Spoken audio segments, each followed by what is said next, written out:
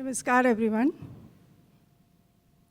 माननीय शांताक्का और सभा में उपस्थित बौद्धिक वर्ग शिव शक्ति रूप को मेरा प्रणाम। I am Manju Tiwari. Welcome you all to session 5, Human Rights, Law and Society. I am a volunteer of Vishwa Hindu Parishad of America and Hindu Women Network, USA. Let me introduce the first person, the chairperson, Bhumika Modh. Can you hear me? Can you hear me all over there? Bhumika Modh is the manager, policy research, and coordination at the Association of People with Disability. She is an experienced research fellow with a demonstrated history of working in the legal services industry. She is skilled in international law, public speaking, contract law, and legal writing. She is a strong research professional with a Master of Laws focused in economic, social, and cultural rights from the University of Essex and PhD from the Rajiv Gandhi National University of Law, Patiala. She was an assistant professor of Christ University at Alliance University before becoming Lok Sabha Research Fellow. Welcome you, Bhumika ji.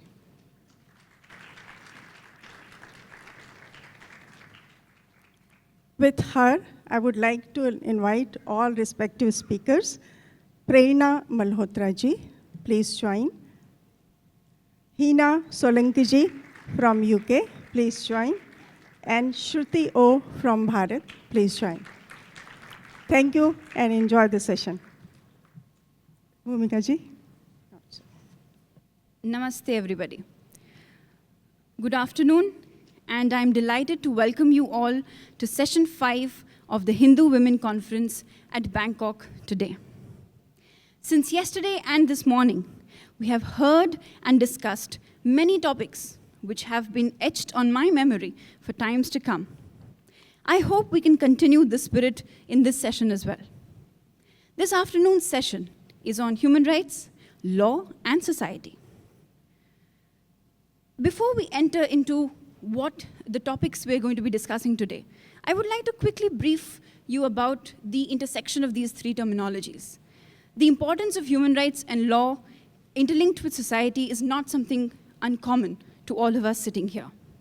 Law changes the society changes law, which in turn changes human rights. It is an interlinked concept. With this understanding, one of the first speakers of this session is Dr. Prerna G. Malhotra. She would be talking about a topic which is very much in line with the Hindu community, women, human rights, law, and society. And the topic is of refugees, the Hindu refugees across the world.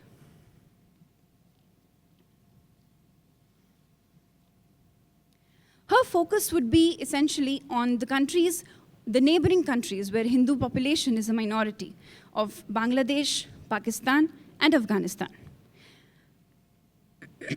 Allow me to first lay a ground for what exactly we mean by a refugee, so that when Prerna ji is sharing her experiences, it becomes easier for us to understand the exact situation of the people of the Hindu community. People become refugees usually as a result of persecution, discrimination, and violence in countries where they are minorities. Imagine yourself in your home, safely, one day, and then the next, you have to choose between your life and safety versus your home. Many unfortunate such people have to choose their life over their home. Most of these people do not have the financial resources to be able to support themselves when they do seek refuge in other countries. Such is the plight of a group of people we've internationally known as refugees, which Prerna ji will be talking about. To introduce the next topic, I would first want to ask and open the floor to the audience. Can you help me understand or have a guess what is common between all of the photographs on the slide right now? Can you help me Guess what is common amongst all these girls? Yes, they are all victims of forced conversion. Pakistani young girls below the age of 20, 22, who have been forcefully converted to Islam and victimized and kidnapped.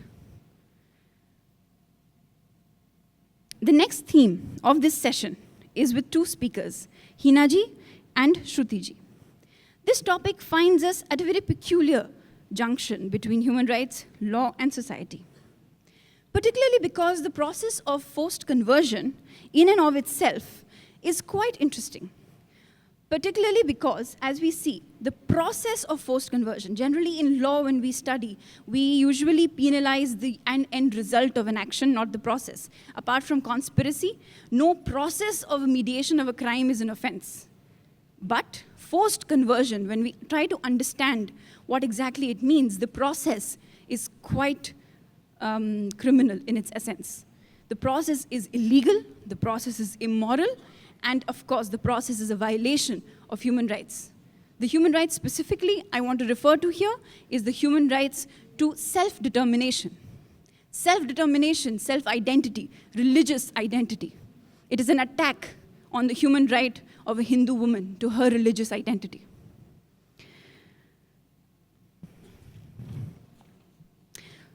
As I said, the process of forced conversion is very much illegal, but the end result, unfortunately, in no country in this world is considered illegal because of a very nuanced issue of willful and forced conversion. As we will see today with the two speakers, we will be enlightened about how this process actually takes place in our society and how people are forced into changing their religion and believing that they are actually doing it themselves. So it is a kind of a trickery played upon the women of the Hindu society, and not just women, just members of the Hindu society, considering that we are not just passive, but also tolerant. That brings me to the last point, which I want all of us to think about while we are listening to our three very knowledgeable speakers. There is a thin line in understanding the difference between tolerance, and we have to have something called the intolerance of tolerance, right? There is a limit of everything. हर चीज़ की एक सीमा होती है, right? Even अति हर अच्छी चीज़ की भी बुरी होती है. So even if it is tolerance, there should be a limit. And that is where our resistance comes in. Whether it is being persecuted to flee your own home, or it is being forced to convert into a religion that you do not consider your own. The Gita, in chapter 18, verse 447, loosely translated, says, "It is better to live your own destiny imperfectly than to live an imitation of somebody else's life with perfection." So what happens during this persecution of Hindu minorities and what happens during the forced conversions is nothing but an illusion of perfection. We must understand, we must gain pride in what we are and our identity is in order to understand and stick to our belief system and not get swayed by an illusionary perfect dharma, so to speak, as they would like us to call it. On this note, I would like to call our first speaker, Dr. Prerna ji. Thank you.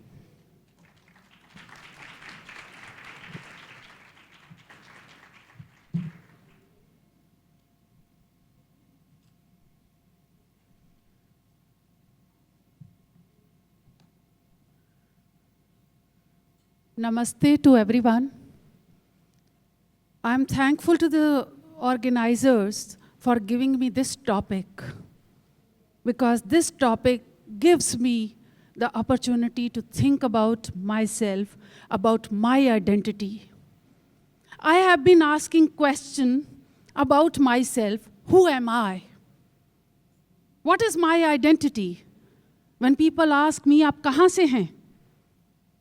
So I tell them that I belong to that part of Bharat, that part of Punjab, which no longer is with us. In fact, I went to one college in Delhi University, and during the tea time, when I was asked the same question, I said that I belong to that part which was mine, but without any fault of ours, we were thrown out of our homes, our places, our motherland. Then a professor who was standing there, she said, an apologetic Hindu as she was, she said, yes, yes, same thing happened to the Muslims also, the Chandni Chowk and others, they also had to leave. I said, what? What? Is it the same case? You want to equalize both of them? Ours was no fault. We had not asked for any separate land. We have always been inclusive. We never had that exclusive idea of a land for ourselves only. And also, that place to which I belonged. About Lahore, they used to say, Jis Lahore nahi vekhya, jamya nahi. The person who has not seen Lahore has not taken birth. So I belong to that land. People say that is mitti mein kuch aisa hai. I say that there is nothing in the mitti. The land where Vedas were created, the land where Panini wrote Ashtadhyayi, the land where our civilization flourished, our whole literature was created, a whole lot of that big corpus was created. The bhumi, the mitti remains the same. It's about the thought which has changed. So our leadership, Hindu leadership failed us. They told us that you are safe. कुछ होगा तो मेरी लाश से होगा. लोग उन पे विश्वास करके बैठे रहे और कुछ नहीं बचा. I belong to a family where I was not told about the women of my family. I did not know for a very, very long time whether I had 4 buas or 5 buas. About the 5th bua, some distant relative in one context shared that fact with me, otherwise I did not know that. So that is what is the story of millions of us. Millions of us who were killed, lakhs of us who were raped, crores of us who were displaced, crores of us who were rendered homeless. Did anybody speak about us? United Nations was there, very much there. It was formed in 1945. It did not take cognizance of it. Till date, it has not been considered even genocide. We became refugees in our own country. Who is responsible for it? In our universities, we teach a paper on partition literature, but we are in a soft way told that we don't have to talk of the political side of partition. We want to talk of it as a kind of, trauma, suffering, this side, that side, and that is how we deal with partition. We can't even say that why did it take place? The biggest massacre, biggest displacement of the 20th century, why did it happen? In the World War I, World War II put together, we did not have that many casualties which we had during the partition. But why the West does not talk about it? Was it a Western agenda? Was it an Islamic agenda? Whatever it was. But even today, our universities don't talk about it. And we have worked on Pakistan's human rights situation, Bangladesh, and Afghanistan also. The state of Punjab and the state of Bengal, they have been the biggest victims of the partition of the country. We Punjabis, we left the country, left our own homes for the sake of dharma. When I was a small child, my father would tell me that we were made to flee. This was happening, that was happening. And then I said, why couldn't you stay back to your homes? They were our homes, our fields. He said कि वो बोलते थे कि मस्जिद में आ जाओ. एक बच्चे को ऐसे ही समझाया जाता है. मस्जिद में आ जाओ, आपको छोड़ देंगे. Then I didn't realize what did it mean? What is a big deal in going to a mosque? Later on, when I read the data and when I'm researching, then I know that Lahore, which has a population of 16.1%, 16.3% Hindus, after 1947 it became 1%. Multan had a population of 20.5% Hindus, it became 0. Jhang, the district, it had 17% population of Hindus and it became 0. Same way, Gujarat, 7.7%. Gujarat which is now in Pakistan, 0. 7.7% to 0. Shekhopura, 9% to 0. Did it happen the same in those parts of Punjab which remain with Bharat?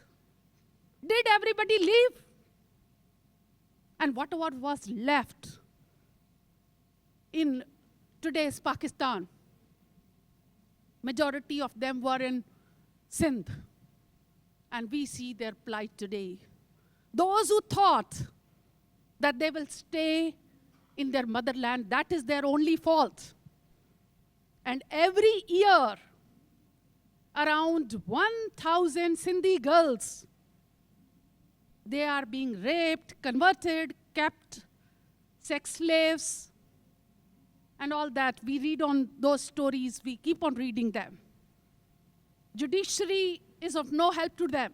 State is of no help. Human rights organizations are doing nothing. This is what is happening in Pakistan.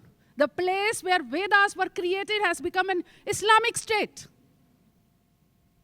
Same way, Bangladesh, which was carved out of Pakistan, the East Pakistan, our own East Bengal. So that also, you know, Bengali people talk about Bengali Manush, Bengali Mitti, and what has happened to Bengalis. When I think about Bengalis and Punjabis, I consider that probably Punjabis they took a right decision in coming from there. Bengalis did not do that. And they are dying every day. We died during those months, but they are dying every day, every single day. The people who take pride in Bangla Manush, Jai Bangla, because Bangladesh was created on the bodies of Hindu women. Around 2 lakh women, they were raped during 1971. And if I take into consideration, beginning from the great Calcutta killings to Noakhali and to all the riots, and coming to 1964 and then to 1971 and during the Ayodhya temple movement and all that, Hindus have suffered a lot. There are records that talk of such kind of attacks on Hindu minorities there. In 1971, 3 million people were killed when Bangladesh was created. This is the official record. 2 lakh women were raped. Specifically, Hindus were targeted. Their homes were written with H, marked with H. In Dhaka's Sadabahar, that area, a center was, clinic was built up, Nari Punarvas Kendra. It was built up, and you know that for 6 months, it continued. The abortions and similar kind of things, they continued there. So the state-sponsored persecution and ethnic cleansing continues. And one more fact which people don't talk about it is the land grabbing issue. Since Bangladesh was created, 2.6 million acres of land Please mark my words, 2.6 million acres of land belonging to 5 million Hindus has been taken away from them. And in the CHT area, the Jumma people, they were more than 90% in 1947. Now they remain only 55%. We were 23% in Bangladesh, East Bengal, at the time of partition. Now we are 8%. So if you consider today's Bangladesh, Pakistan, and Bharat put together, we were 74% at the time of partition, and now you see that there are two Muslim countries where the population of Muslims is more than 90%. And the similar thing you see that the population, how the democracy has changed here. But the problem, I would just take one more minute about the human rights situation. That is, that the issues which we face today is that the people who did not know about human rights, it was Hansa Mehta of Gujarat who went to the UN and she got that correction made. Then it became from man rights to human rights. So they are telling us, they are teaching the world what secularism is. The people, United States of America, which has Christmas as the national holiday, teaches secularism to the world. The UK, which sends parliamentarians, the church people as parliamentarians, tell us about secularism. Or the people who killed millions of people by waging war in Iran, Iraq, Afghanistan, who waged war in World War I, World War II, and partition, they are telling us about peace. We, the people who have always talked of peace, shanti, shanti, shanti. So the people who have taken trillions of wealth from the other countries, they are calling themselves the custodians of the economic rights of people. The people who were barbarians and uncultured, they come here and tell us that you were uncultured. They become the spokespersons of religious rights. So the people who did not have a proper language till 800 years ago, they tell us that you do not know about rights. हमारे यहाँ पर तो वो gender rights की आज बात कर रहे हैं. हमारे यहाँ पर तो पुल्लिंग भी था, स्त्रीलिंग भी था और नपुंसकलिंग भी था, किसी ने सोचा भी नहीं था. वो आज बात कर रहे हैं. So what can we do? We at New Delhi have set up an organization, Center for Democracy, Pluralism, and Human Rights. We have prepared reports on Bangladesh, Pakistan, Afghanistan, Tibet, Sri Lanka. Somebody before me is sitting from Sri Lanka. What Tamil Hindu women are suffering there, that also needs to be brought to record. So we need to do a lot of work, and I call upon everyone to contribute to this big cause. This is our civilizational duty. This is our dharmic duty. Thank you.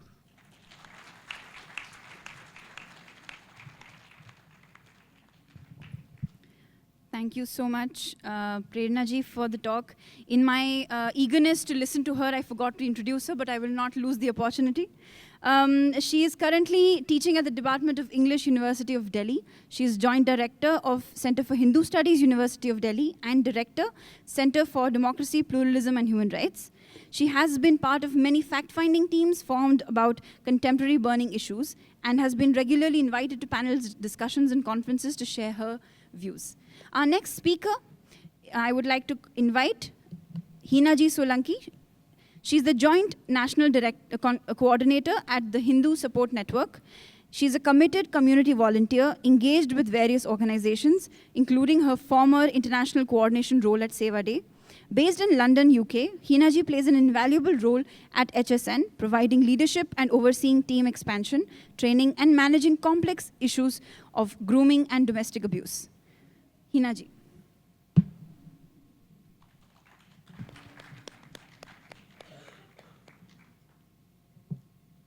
Namaste. Thank you, everyone, and thank you to the organizers. I see a lot of bodies going sideways on the table. I know you've all eaten, and it's a graveyard zone, so please sit up, because the next two topics, mine and Shruti ji's, topics that we actually don't want to talk about, topics that are actually buried because they're an embarrassment to the family, they're an embarrassment to the community, and people actually disown these people, and we lose our children. We're losing our whole families. So I'd like to start our presentation with a quick 1-minute video just to set the scene. Let's start. Was in year 6, and she was showing so much interest in Islam religion. I didn't know why. Then she was saying lots of things about Islam. Islam is a very good religion and very they bring the peace to the world and those such kind of things. And I said, oh, from where you got all these things? And she said, yeah, I studied in religious studies at school. I said, okay, that's fine. Then we noticed she is behaving strangely as when we called for a dinner, because at the dinner table, she said, is it halal food? Well, then that sort of questions she asked, is it halal? Or that time she didn't say that she's into Islam or anything. But when I call her for any puja or any religious, it's like a praying or anything, I do every day. I do pray. When I call the kids, I got 2 girls. She said, Daddy, I'm not interested. I'm an atheist. I'm not interested in any puja or thing. And I said, that's fine. I thought that's because of the age. I think that's fine. There's nothing wrong being an atheist. But then I started observing. Okay. So that person you saw is no actor. What he was saying is not a script. It wasn't curated. This is a real case in London of a father. The daughter is 11 years old. What does she know about Islam, about converting? We ask the children to do puja, do an aarti once a day. Chalo, once a day nahi, to at least do it once a week. But they can't even do that. Yet they can do prayers 5 times a day. They're happy to do that. So where has this gone wrong? And where have these children picked up this from? So going on to this case, and what's trending in London is they are either, there's a religious mission where people, they get money. If you convert a Hindu girl, you get 5,000. You marry her, you get 10,000. For this girl in particular, she's only 11, so what's the nearest and biggest problem us parents are having is the mobile phones. Everyone's got the same problem. Children are on Snapchat, people are on TikToks, people are on games, and we can't do nothing about it because they need a smartphone so we can track them where they're going in school and when they reach school. So this girl was on social media, and she was looking at TikToks. Why is TikTok showing Islam, cultural stuff like that, and not, why is she not looking at our Hindu values? Why is she not reading our scriptures? There's peer pressure. She's in school. So children are saying, you're not Muslim, so I'm not going to play with you. And yes, this happens. It may not happen in other countries, but it's happening in London, happening in the UK. Lack of identity. People are questioning, why are you praying to an elephant? How can a monkey god fly? Our children, and I think this came up in a conversation yesterday, that how many actually of us know our own scriptures? How many of us actually read our own values, our own history? We don't. Financial pressures. Now, this is for the older kids, where they start going to uni or they start going to college, and they get into a bit of a wrong crowd, take drugs, or they're taking videos that they shouldn't be taking, and then they start doing these videos, and before you know it, it's snowballed, and they start blackmailing you. This is not just happening for the children. It's happening on gaming platforms, places of worship. Social media. Social media is a big thing, and I think we needed to actually collaborate with the media team and understand how we are going to combat these problems, because I think children and social media is a global problem. We can't control Snapchat. As soon as a child sends that message, it's gone. Some parents don't even know what their children are doing on the mobiles. Children are taking mobile phones upstairs at night when they shouldn't be, and they're scrolling and scrolling. Workplaces, friend circles, universities. University is a big challenge. We have an organization, NHSF, that are supporting Hindus, gathering them and doing events for them. But not everyone joins them. Sometimes children are given so much restrictions at home that as soon as they get to university, it's a big party for them. So they don't want to join any organization. Door-to-door preaching, public spaces. This is not just for women, it's everyone. Grooming is coerced religious conversion. Now, I just want to clarify, in England, conversion is not illegal, absolutely illegal. If you want to change religions, please go for it. But only after you've exhausted your religion, after you have found that this religion does not serve my purpose. But when people are blackmailed, when they are misguided, that's illegal. What's happening with our children? They're getting targeted. So they see the vulnerable, either in universities or, when a child sends a message, oh, I'm the single, I haven't got any siblings, or my mom's busy. All these little messages they are picking up. The children actually don't know who they are messaging on the other side of the screen. They start gaining trust. So you start talking to them about your problems, or, mommy's not being good to me, or she told me off. And they start saying nice things about you, make you feel good. Start filling your needs. Has your child all of a sudden got nice designer clothes, loads of money in their room, are going out and not picking up your phones, turning off your tracking machines? Then they start isolating them. Why are you going there? Why are you wearing this? Us Hindus, we actually give a lot of flexibility. We are so flexible, we can pick and choose how we have our religion and how we deliver our religion. But they start controlling. Then maintaining control. You're not going here. You're not going to do puja. Some children have told their parents, throw the Ganesh out the window. Why do we have a mandir in the house? This is happening in England. It must be happening in other places, but we don't talk about it. So what impact is this happening on the families? The families are breaking down. Even the most educated person are breaking down. They don't know how to deal with these problems. The shame, the sharam. What is my kaka going to say? What's my neighbor's going to say? How I'm going to go out again? You introspect. I gave them everything. Why is it happening to me? Emotions. You cry, you're sad, you're suicidal. We've had suicidal parents. Police. We've had recently 2 cases where the children have put a Section 42, a Section 47, I don't even know what that is, on parents. The parents have been taken into custody overnight. Imagine that. Threats. So these gangs start threatening your family. In your house, you may have grandparents, you may have other children. It's not a nice feeling. And then the whole fear.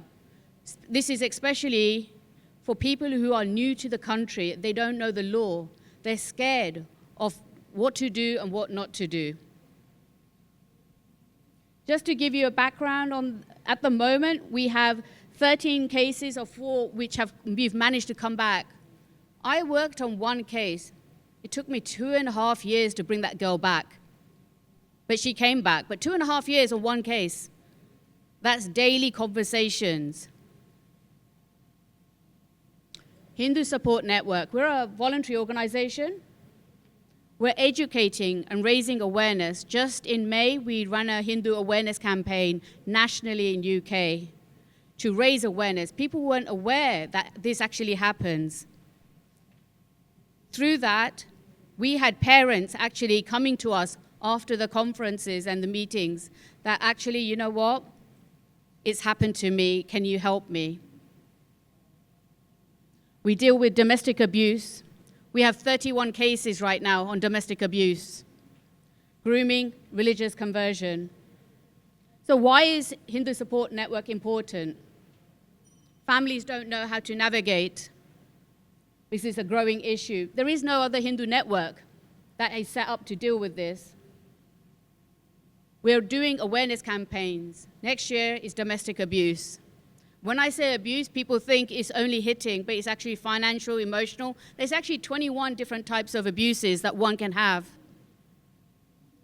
We have experienced professionals, not let's put it on Facebook or let's ask someone how I'm going to deal with this problem. We have professionals that deal with this, counselors, lawyers, mediators. Families and victims need support. They all isolate themselves. They all go in, they don't talk to anyone. Being here, I've spoken to people in the US who are here, people in India. Everyone's got these problems. We're not talking, we're all silo. We need to work together because everyone's got the same problems. Do follow us. We're on Facebook, Insta, and Twitter, and do visit our website. I'll just leave it up for a second. Thank you.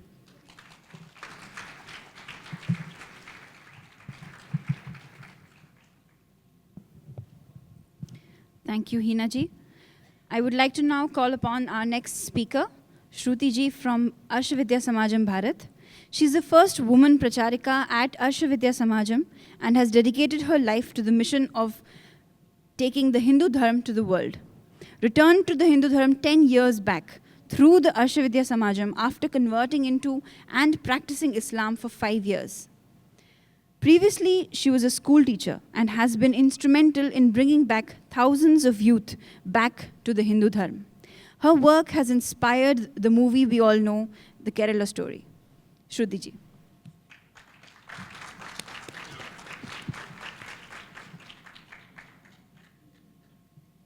Om Namah Shivaya.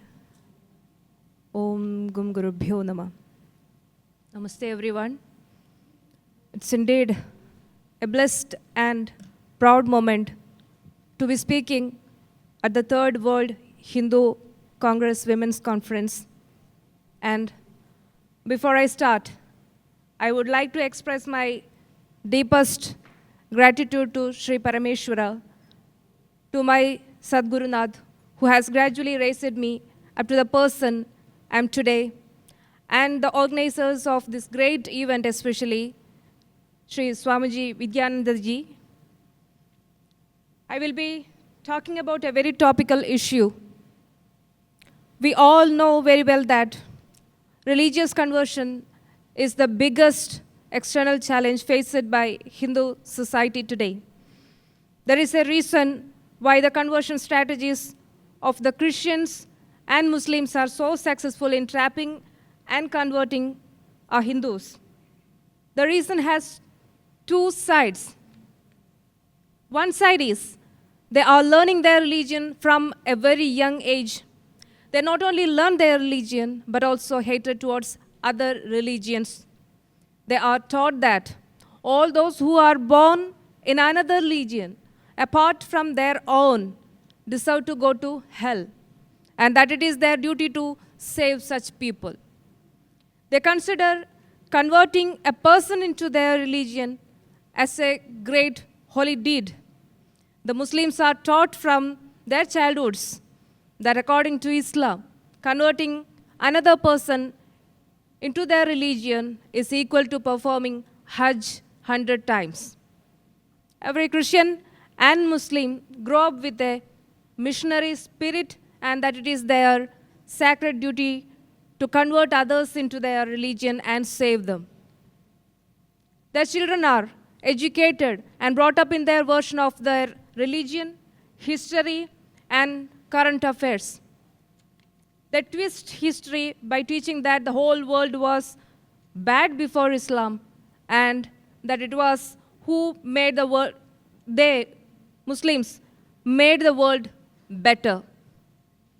They glorify the people who attacked us as heroes. That is how Alexander became Alexander the Great and Akbar became Akbar the Great. They teach to look down upon non-Muslims with disgust. And on the other side are our children who grow up with zero idea about dharma, darshanas, proud history, achievements of our culture and current affairs. Their focus is on just studying, passing exams, and getting a good job. They haven't even heard the word Sanatana Dharma. They don't know what it is. Neither they nor their parents have any interest to learn about it. That is our situation. Arsha Vidya Samajam is of the opinion that without solving the root cause, we can't bring a permanent solution to this problem. While we raise our children without teaching dharma, philosophies, history, or current affairs, the other side is actively teaching twisted versions of these to their right from childhood. In schools, colleges, through classmates, teachers, school management, through the academic syllabus, the newspapers and books they read, the news they hear, and the TV programs, movies, songs they watch, through all these means, a stage is prepared to brainwash our children in various ways. This is the underlying factor of all brainwashing strategies, including religious conversion. Muslims know that it is not easy to convert a Christian. Similarly, Christians know that it is not so easy to convert Muslims because both Muslims and Christians have been receiving systematic religious education from their madrasas and Sunday schools since childhood. So their major target becomes we, the poor Hindus. And they have been very successful in that. Now, talking about their conversion strategy through brainwashing, the first step is that they will ask us questions that they learned from their Sunday schools and madrasas. We don't know how to answer them. Secondly, they take advantage of our ignorance and start making criticism. The third step, they gradually bring us to a stage where we would be ashamed to call ourselves Hindus. In the fourth stage, they talk about their religion in such a way that anyone who hears it will have nothing to say against it. They train their children from a young age to talk convincingly about their religion, depending on the type of person. When we hear that, we begin to think that their religious ideology makes more sense. When they realize that we have started inclining and believing in their religion, they change their strategy. There is only one God, that is Allah. There is only one book, holy book, that is Quran. There is only one messenger, that is Muhammad. And if we don't believe in this, they instill fear in us by saying that we will be sent to hell. They tell us about the brutal punishments in hell. Those who have watched the movie Kerala Story can understand the strategy of religious conversion and the mental trauma of those who fall into it. So, heartfelt congratulations and thanks to its producer, Shri Vipulji and Shri Sudiptoji for taking the courage to make such a movie. The irony is, at first, the conversion forces, speak against us using logic. And then, avoiding logic, they move forward, injecting fear. They employ various strategies for conversion, through brainwashing, through pretense of love, soft jihad techniques like land jihad, money jihad, charity jihad, job jihad and also through hard jihad like war. Christians also employ such tactics. But whatever be the strategy, rescuing a person who has reached the brainwashed stage is a difficult and risky task. They are filled with intense hatred and anger towards Ishvara, Guru Paramparas, Hindu Dharma, nation, and family. Swami Vivekananda ji was right when he said more than a century ago that when a Hindu person converts, it is not just a loss of person from the Hindu society, but also the creation of an enemy. My experience of converting into Islam is a testimony to this. I was born in a very orthodox and ritualistic family, but I didn't have any clear understanding about my dharma. I was wondering why we have so many gods and goddesses. I had many such spiritual doubts. And when I asked these to anyone, they either discouraged me from asking such questions or they gave answers which didn't satisfy my intellect. Hence, being fed up with getting unsatisfied answers, I avoided asking them and tried to focus on my studies, but these questions remained in my mind. While I went to college and later when I became a teacher, my classmates, colleagues, and students, most of them were Muslims, and they were very staunch and practicing Muslims. My friends always indulged in religious discussions in order to get the attention of non-Muslim students. These people played a key role in my journey towards converting into Islam. They kept on asking me questions about Hindu Dharma, the concept of God in it, and spiritual philosophies. They criticized and ridiculed, asking like, why do you people worship snakes, pray to stones? You have an elephant-headed God, a God with a monkey body, and countless things like this. They spoke insultingly about Shivalinga. So most of the times, when Ishvara Sankalpa of my dharma was being criticized and insulted, I was forced to keep mum due to lack of answers. Although I ignored them at first, the questions they asked me were haunting. I was feeling inferior about my dharma, and they took advantage of it. Even though there were several deities, I believed in one God, call it any name. And although I'm not a feminist as per the current trends, I had a stand that women are to be respected. My friends and classmates who had studied my nature and viewpoints presented Islam to me in a way that would attract my perspective. They started to share Islamic lectures and books with me. This continuous exposure to Islamic ideology slowly made me believe that Islam could be right. Meanwhile, I tried to learn their religion also. I tried reading the Bible, but the first chapter of Genesis itself left me confused, and I gave it up. And Hindu literature is so diverse, and most of them are in Sanskrit with various different interpretations with no uniformity. Naturally, Islam seemed to me more systematic and easy, and I was attracted to them. Instead of attraction, I will use the term pulled. My Muslim friends were advising me that no matter how much I perform namaz or observe fasting, Allah won't be pleased with me unless I cover myself in a burqa and hijab. So in order to live as a true Muslim, just as they said, and be away from kafir parents, I decided to convert legally, leaving behind my family. I went to a conversion center in another district in Kerala. From there, recited Kalima again, Shahadat Kalima again, and accepted the name Rahmat. There, I could see many Hindu and Christian women aged between 15 and 15 to 60. Majority were young Hindu girls who joined there for conversion for the sake of their lovers. From there, I was taught against Bharat Mata, Hindu Dharma, and I had become a staunch jihadi who is ready to do anything for Islam, Allah, and Muhammad.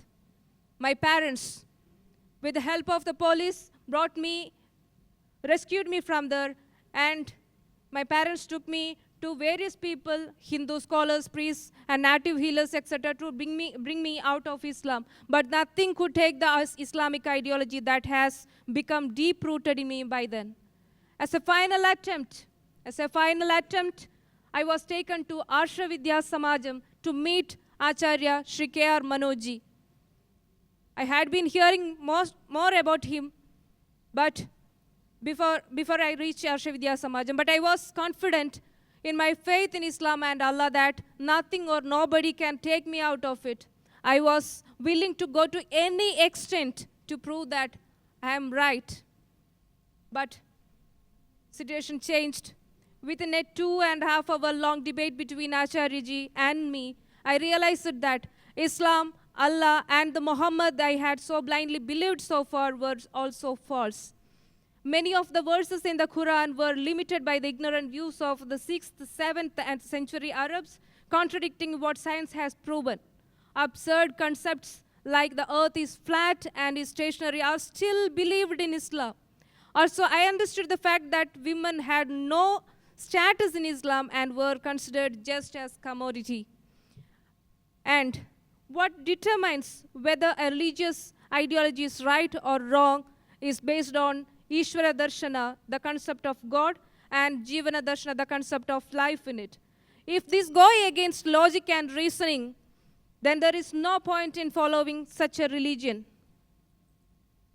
And I gave up Islam, finding my mistake, and learned more about Sanatana Dharma from Acharya Shri K.R. Manojji, who is spiritual master and part of 3 great Guru Paramparas, Atreya Parampara, Himalayan Siddhashrama Parampara, and Kriya Yoga Parampara. And I became disciple of Acharya-ji, apologized to my parents. Understanding the depth of and the importance, I dedicated myself to a great mission of taking Sanatana Dharma to the whole world. Since then, I have been working as part of the great mission of leading thousands like me to Sanatana Dharma by providing spiritual and ideological guidance so that no one falls into danger of religious conversion. Due to a shortage of time, I'm not talking much more about my experience. You can read about it in my book, Story of a Reversion. For the past 10 years, we have met many girls and women who were lured, trapped, and reached the verge of conversion. Some were or are not even aware that they are victims of love-trap jihad. Arsha Vidya Samajam, my second mother, is a spiritual education center established by Acharya Shri K.R. Manojji. The mission of Arsha Vidya Samajam is the scientific and systematic fulfillment of Pancha Kartavyas of Sanatana Dharma, Adhyayana, Anushtana, Pracharana, Adhyapana, Samrakshana.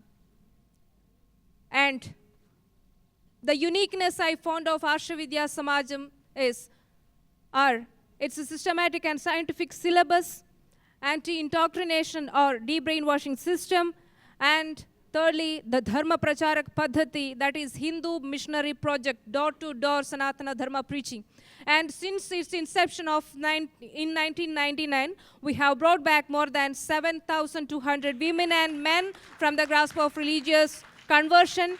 And I would like to add that 4 of us, 20 plus people, are lifetime workers now, and 4 of us wrote books on our experience, and 2 books got translated. One is mine, and the second one is Reborn, written by Shanti Krishna. And the Marathi version of my book is going to be released in January. If 3 qualities, let me add few words also, because it is a serious issue that we have to discuss on.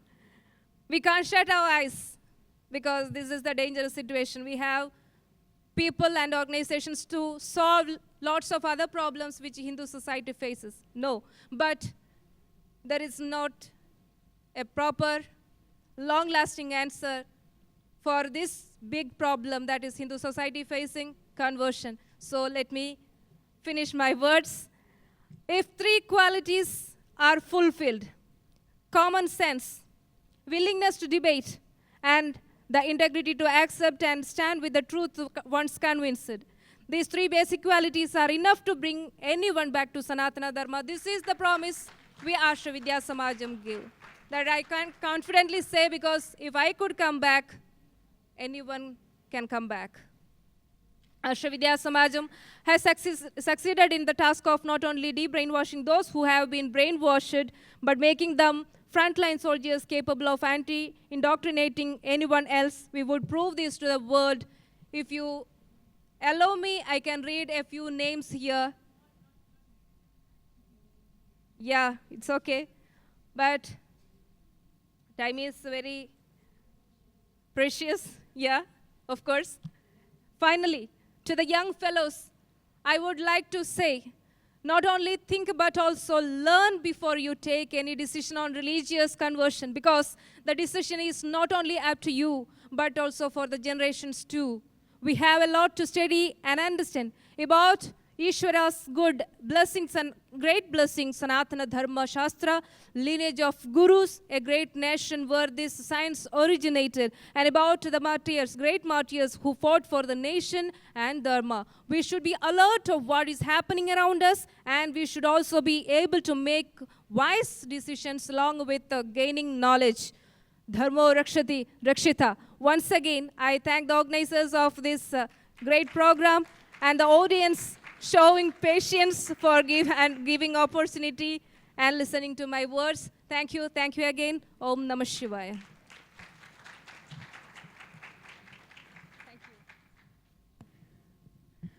I understand we would want to hear a lot more from Shruti ji. She's here. Please take time to go and speak with her. I'm sure she'll be more than happy to answer any of your questions. Before we move ahead, I would like to offer a mic to Vandana ji from Chingari, another organization which works in the field of forced conversions. Vandana ji, I humbly request you to please limit your comments to 2 minutes. Timekeepers, if I may request you to start your timers. Thank you very much. Hello, everybody. Thank you for the time, Manjuji. I elbowed my time to speak for the Hindu girls who are trapped in, in Pakistan. We rescue them. Everybody got this flyer for Chingari. I have 6 talking points that were given by Ajay Shah ji, who's the reason we have this Chingari project originating from United States. It's a WHPA project. So he has given me 6 points. Here it goes. Each year, 1,000 young Pakistani girls, Hindus, are abducted, forcefully converted, and married thrice to the men their age. There are 3 girls abducted every single day, and this data comes from the Pakistani Human Rights Commission and the Movement of Solidarity and Peace. The parents are desperate. With tears, they are asking for our help. Hindu Policy Research and Advocacy collective called Hindu Pact, part of BHPA, is committed to spreading awareness of the atrocity, brutality that young girls in Pakistan face daily. We can all help save innocent lives of thousands of these little girls in Sindh, Punjab, Pakistan. We request your help to bring attention of these atrocities using the hashtag #SaveOurGirls on Twitter, Facebook, Instagram, to engage the ongoing conversation and protest. Please join our global online vigil on December 10th, 2023. Join the global Chingari team and help increase the awareness. Retweet, tag your local politicians, contact your elected officials in your own countries to help build the global movement. Ask them to help out sanctions on Pakistan until they stop these atrocities. Please follow Hindu Pact, retweet our post. Thank you so much. One point I want to make on my own. Whenever I hear that, girls are following Islam, just check your Ishan Kon. Are there doors there? Definitely your girls will follow different than your own religion. Thank you, Vandana ji, for informing us about the project. I would like to summarize the session very briefly, and then we can see if we have time for questions, maybe 1 or 2 questions at the maximum. All right, I'll quickly summarize. So based on what we've heard today, I would also want to remind everyone of the tagline for the Women Conference, highest respect for women.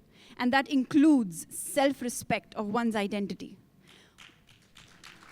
I would want all of you to remember and reinforce your identity, not just for yourself, but your family. A woman makes a family, and a woman can break the family. I would request all of you to please, if not for anyone else, if not for your children, not for your parents, but for yourself, if we can start reading our scriptures, we would not have the lack of knowledge, we would not have the lack of answers that are posed to us, and we would have clarity on our own dharma. On this note, I would like to leave the dais and open the floor for questions. Okay. So Pritika Didi has informed us we have time for 2 more questions. Okay. All right. So on this note, I would like to open the floor. We have, and I'll tell Deepti ji to pass the mic over. The gentleman over there, please. Namaste. My name is Mukesh Mani. I come from Perth in Western Australia. Aap sabke mein naman hai. I'm a bit troubled in the last 2 days. First I'll comment, then I'll ask you a question. As to the abuse and the ridicule I've listened of Hindu women all over the world.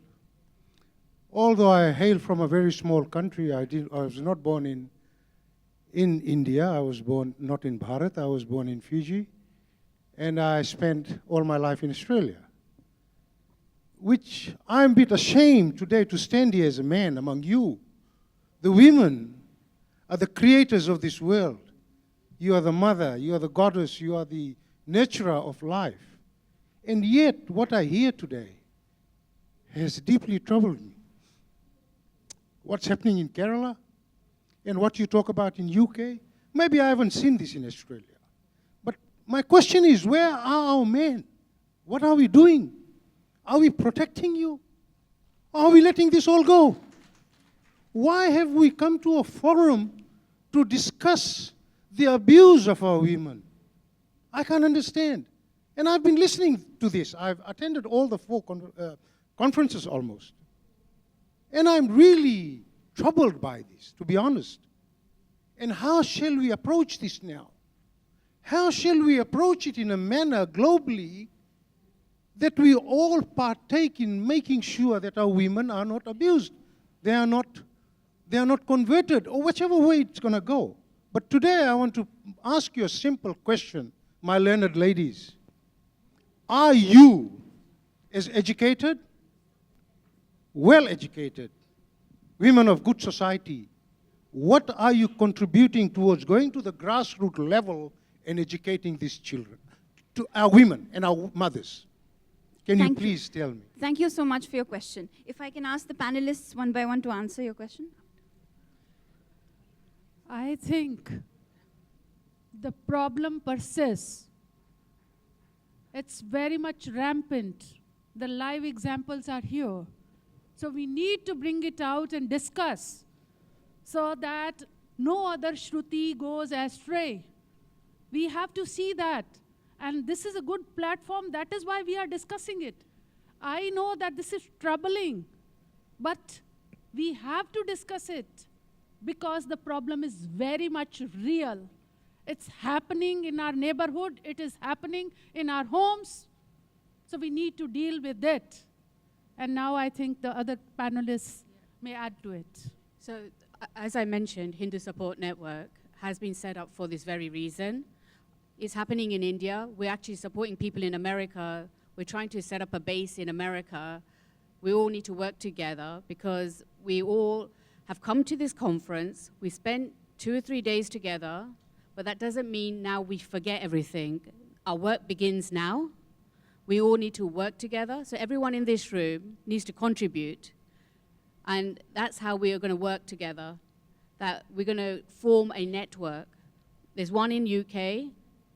We're going to support people in India. People are coming from India, getting trapped in either domestic abuse or, converting. So if people are coming from India, then we need to have a helpline. We have a helpline ready that if anyone gets stuck whilst coming to UK and they get into trouble, they call us. We will guide them to the right space, to the right people. And that's what we're going to do, is work with people in key towns, key countries, and see how we can raise awareness.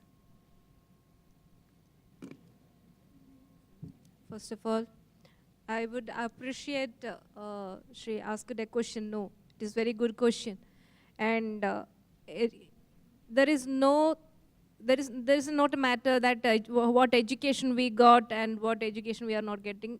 Whatever the knowledge we are getting, using those knowledge, we should be able to decide which is right and which is wrong. That type of education we needed.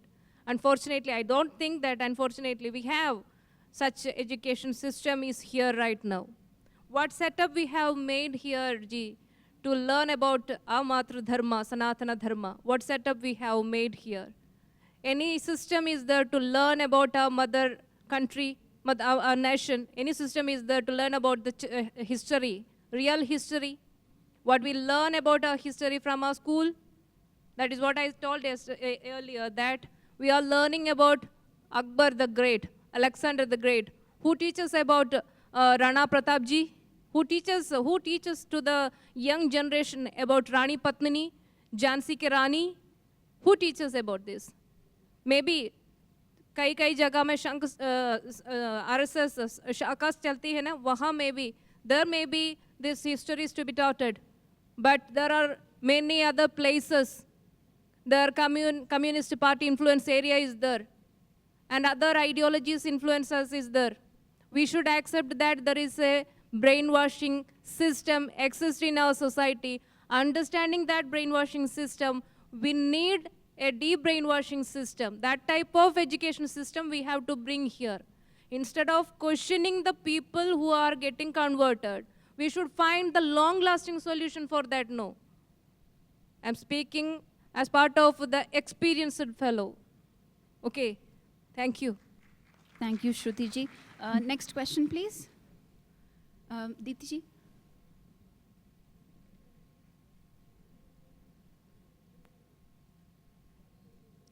Namaskar. My name is Pushpa, and I lived in the United States for many years. Can you hear me now? So in the US, all the temples have dharmic education. For children, for adults, we have Sanskrit class, and this was in temples in several states in the United States. And the children there, actually the ones that I've been exposed to, know more about Hindu Dharma than I did growing up in India with my convent school education, even though I come from a very traditional family in Kerala. And then only after going to the US was I exposed through these temples. So my question and my confusion really is about how come in India our temples do not have our equivalent of Sunday school or madrasa. How come we cannot teach it in our temples rather than depending upon the school system to teach this? Do you have any information about that? Thank you so much for that question. I think it's a very valid question. Would any of the panelists would like to answer? We in Bharat have a typical kind of problem, and more of it is political and institutional, because our institutions, for the most of the time after the independence, they have been occupied by the Marxist thought. When Congress was in political power, so they took care of the institutional domain. So the problem has become a kind of deep-rooted from the colonial powers to directly to the Marxists. So when Narendra Modi became the Prime Minister in 2014, and headline in one of the American newspapers was that a nationalist has become a Prime Minister. So it's after 800 years that some change has happened The reign is in our hands now after a long, long time. So I think it will take some time.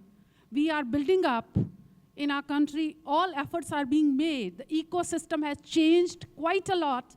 I teach in a university, University of Delhi, and I know when Rashtragan was introduced, it was made mandatory in cinema halls. There was a hue and cry कि क्यों हो गया. तो अब वो सब change हो रहा है. अब यूनिवर्सिटीज़ में हम आरएसएस के कार्यक्रम कर रहे हैं. हम कभी सोच नहीं सकते थे. तो वो सब चेंज हो रहा है, होगा, समय लगेगा. और काफ़ी कुछ हो रहा है. और ये मंदिरों में भी हम फिर से, मुझे लगता है कि अगर 15-20 साल और इकोसिस्टम मिल गया तो बहुत कुछ और हो जाएगा. Thank you so much. I think that encapsulates the entire problem. It's not a single answer. It's an institutional and a long answer at that. I think we have one last question. Deepti ji, if you can pass the mic over here, please. The speakers are available all day and tomorrow. Please take the time to have a chat with them over coffee and snacks. This is the last question for today. Namaste. My name is Sridhar Talanki. I'm from Hindu Swayam Sevak Sangh, Southwest Sambhag of United States of America. My question is, what kind of rehabilitation services are required? I mean, when you said 1,000 Sindh girls are abducted, or Kerala 30,000 girls are disappeared, I mean, almost 3 per day, especially in Pakistan. I mean, they already got married. So when you bring back them, so what kind of services are required? Yeah. So afterwards. Yes, because of the paucity of time, I could not share my experiences. I have worked with refugees from Pakistan. They are settled in Delhi at 4 or 5 places. So I would have shown their stories to you. एक ने मुझे बताया कि बार-बार हमसे आके पूछ रहे हैं आपके साथ क्या हुआ. मैं आपको फिल्म दामिनी की तरह से बताऊं कि मेरे यहाँ हाथ रखा था या यहाँ रखा था या यहाँ रखा था. और सच्चाई ये है कि उनमें से अधिकतर कोई कितने दिन, कोई कितने महीने उनके कब्ज़े में रह कर आए हैं. ऐसे ही कोई अपना घर नहीं छोड़ देता. वो जो आए हैं उनके साथ बहुत कुछ ऐसा बीता है, तब भी वो आए हैं. और दिल्ली में वो 4-5 जगह पर सेटल्ड हैं और बहुत सी ऑर्गेनाइजेशंस उनकी सहायता कर रही हैं. और हमने भी जाकर उनके इंटरव्यूज़ किए. लेकिन एक जो प्रॉब्लम आती है, उन्होंने बोला कि अगर हमारी बात बाहर जाती है तो हमारे जो रिश्तेदार अभी पाकिस्तान में बैठे हैं उनके साथ बहुत ज़्यादा प्रॉब्लम होती है. तो आप प्लीज़ हमारे चेहरे मत दिखाइए, हमारी पहचान मत दिखाइए. तो इश्यूज़ बहुत सारे हैं कि वो सभी लोग नहीं आ पाए हैं. तो इसीलिए इनकी कहानियाँ भी हम पूरी तरह से बाहर नहीं ला सकते. लेकिन हमने बहुत कुछ रिकॉर्ड करके रखा हुआ है. उनके narratives, they are heart wrenching. They must reach out to people. बहुत कुछ है, मतलब आप सुन के और आपको रोना आ जाएगा. वो सब कुछ रिकॉर्ड करते हुए मैंने बहुत कोविड के दौरान मैंने कई महीने तक वहाँ जाकर उनके कैंपों में काम किया है. तो ये सब we are working, we as a organization also, we are taking baby steps. We have prepared human rights report on Pakistan, Bangladesh, Afghanistan, Tibet, Indonesia, Malaysia, Sri Lanka, and USA also, because USA, it shows us again and again that you are violating this right and you are violating that right. So we showed them what you have done. You have conducted the first biological war on humanity. You are the one who do not even have, all of them do not have voter ID cards, and you talk of democratic rights. So we went to Leicester and covered the fact-finding report of Leicester violence. So we are trying, and also I call upon everyone to contribute if you can. Thank you. Thank you so much, Prerna ji. Pritika ji wanted to say something. I have a comment and an appeal. So Bhumika ji and I were planning this session together. We got in touch with Prerna ji first, like when we started planning this. And what Bhumika ji and I learned when we started looking for Hindu women who are working in the area of advocating for human rights of Hindus around the world. This is a World Hindu Conference. We couldn't find many people. Prerna ji is one of the few champions. Then we were put in touch with Hindu Support Network, and Swamiji put us in touch with Arsha Vidya Samajam. So we were really lucky to learn of Arsha Vidya Samajam and the very few things that are being done. So my request is, we have come to a conference, we are listening, our heart is going out, but our Bhumika ji and my question is, who is willing to give some time? Prerna ji talked about that. We've got, Prerna ji is working for a sanstha, CDPHR, Center for Human Rights, Democracy, Pluralism, and Research for Hindus. So not just that one platform, there's few platforms. So who is willing to give some time? There are mentors like Prerna ji, Ohina ji available, there's Arshavidya Samajam mentors available to tell you how you can contribute a little bit. So for women who are attending this conference, there's a message in your mailbox. Which of the 5 key areas do you want to focus on? Please put your email address, your number, your name, and tick human rights, because there's almost no female woman we could find. Like we looked in Netherlands, we looked at United Nations where people advocate for Hindu rights, and some Hindu person, one of our own karyakarta told us, I admire the way Muslims and Christians advocate for Hindu people's rights. But there is no Hindu people sitting around that table. He is one of the few less than 5 people sitting around that table. Those of you who are not registered under Women's Conference, you will not be able to go to your mailbox and tick that area. But if you want to work in the area of Hindu human rights with VHP going forward, there's some feedback forms in paper that you can take from Malini ji, fill and leave with us right here. So it was an appeal. Thank you, and if I may add, that all our reports, they are available on www.cdphr.org. Everything is there, so you can approach us. And I have enough cards. If you want to contact me, I can share that with you. Thank you. Thank you so much. With this, we come to the close of this session on law, human rights, and society. I request all of you to please keep in mind the things that we've discussed today, especially the actionables in terms of our own research to make our own identities stronger and not based on fluff, because it's easier to sway us when we are based on vacuum. Thank you so much for giving your time. I request you all to proceed for the break and be back on time for the next session. Thank you. Namaste. 4:10. We have to be back at 4:10.